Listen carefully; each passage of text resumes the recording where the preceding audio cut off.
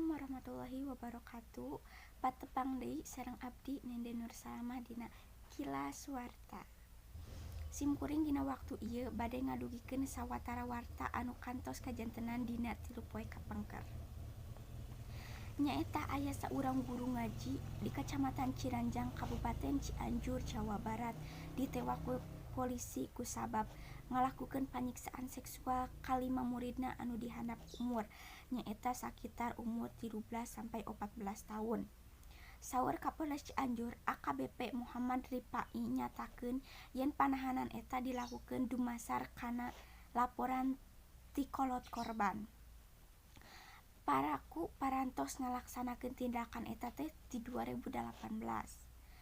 Anjeunna ngajelaskeun yen palaku ngarayu korban pikeun nurut kana karepna ku alesan yen eta ngarupakeun bakti ka guru ngaji.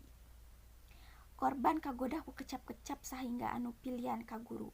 Korban kedah kersa ngabdi ka anjeunna.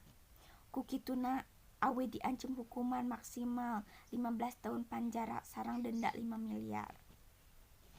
Rupina sakitu wae warta anu kusimkuring didugikeun, mugia aya manfaatna kanggo pamirsa sadayana.